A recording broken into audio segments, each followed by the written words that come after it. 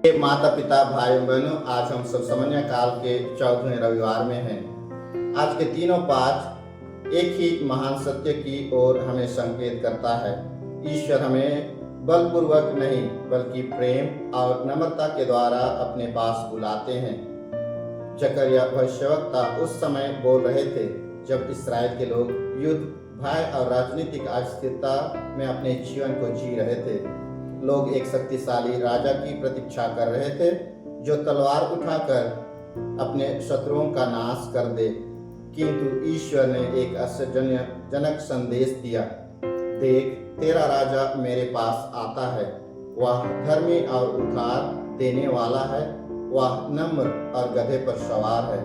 यह भविष्यवाणी सीधे प्रभु यीशु ख्रीस्त में पूर्ण होती है। संसार के राजा शक्ति का प्रदर्शन करते हैं, ईश्वर का राजा सेवा प्रदर्शित करता है। संसार के राजा लोगों को अपने अधीन करना चाहते हैं, बल्कि यीशु लोगों को स्वतंत्र करना चाहते हैं। संसार की शक्ति भय उत्पन्न करती है, पर मसीह की शक्ति शांति प्रदान करता है। जकरियस आगे कहते हैं कि यह राजा युद्ध के रथों और घोड़ों को हटाएगा और राष्ट्रों को शांति का संदेश देगा। इसका अर्थ है कि ईश्वर का राज्य हिंसा पर नहीं बल्कि मेल मिलाप पर आधारित है। आज हम देखते हैं कि समाज में जाति, धर्म, भाषा, राजनीतिक और आर्थिक स्थिति के आधार पर विभाजन बढ़ते जा रहा है। परिवारों में भी शक्ति संघर्ष दिखाई देता है। पति पत्नी पर अधिकार चाहता है, पत्नी पति को बदलना चाहता है। रिश्ता वर्षों तक एक दूसरे से कट जाता है। जकरियस का यह संदेश हमें याद दिलाता है कि सच्ची महानता नम्रता में ही है।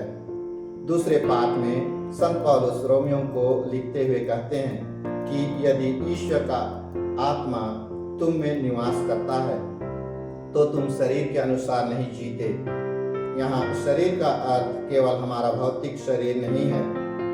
पौलुस उस स्वार्थी पापपूर्ण प्रवृत्ति की बात करता है जो हम मानवों को ईश्वर से दूर ले जाता है।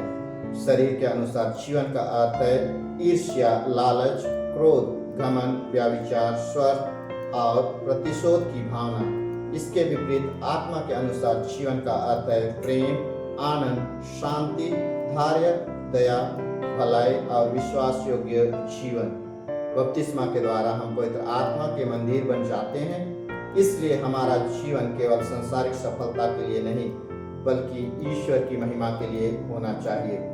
आज अनेक लोग मानते हैं कि अच्छा घर, अच्छी नौकरी और धन ही जीवन का लक्ष्य है। ये सब हमारे लिए आवश्यक है, परंतु यदि आत्मा भूखी रह जाए तो मनुष्य भीतर से रिक्त हो जाता है। संत जॉन पॉल द्वितीय ने कहा था, ईश्वर केवल भौतिक वस्तुओं से संतुष्ट नहीं होता, उसका हृदय ईश्वर के लिए बनाया गया है। सुसमाचार में प्रभु यीशु ख्रीस्त कहते हैं, थके मांदे और बोझ से दबे हुए लोगों, तुम सब मेरे पास आओ, मैं तुम्हें विश्राम दूंगा। यह वाक्य पूरे सुसमाचार के सबसे सांत्वनादायक वचनों में से एक है।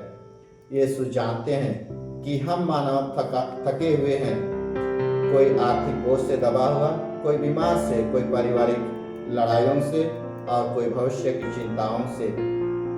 आज के समय में हम मानसिक तनाव में अपने जीवन को जीते हैं। लोग बाहर से मुस्कुराते हैं पर भीतर से टूटे हुए हैं।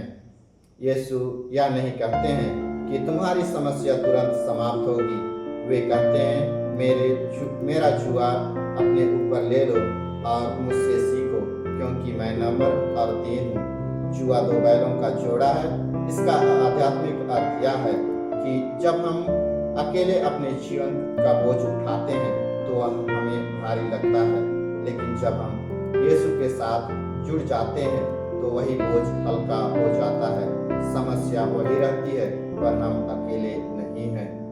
प्रिय माता पिता भाई बहनों, यीशु बच्चे जैसे सरल हृदय वालों की प्रशंसा करते हैं।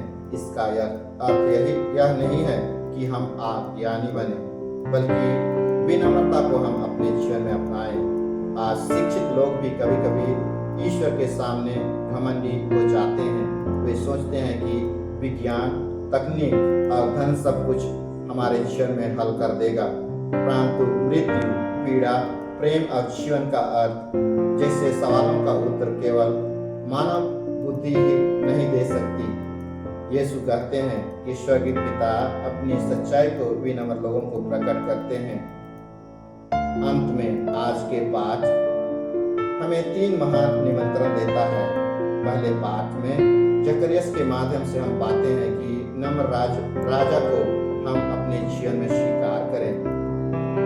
संत पौलुस के माध्यम से हम यही शिक्षा पाते हैं कि पवित्र आत्मा के अनुसार हम अपने जीवन को जिएं, और प्रभु यीशु क्रिस्त के माध्यम से हम यही पाते हैं कि हम अपने सभी बोझों को लेकर प्रभु के पास आएं।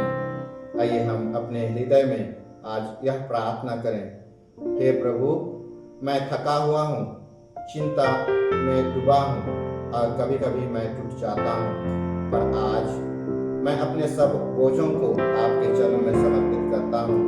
मुझे नम्रता सिखाइए, मुझे अपने पवित्र आत्मा से भर दीजिए और मुझे यह विश्राम दीजिए जो केवल आप दे सकते हैं। प्रभु आप सबों को आशीर्वाद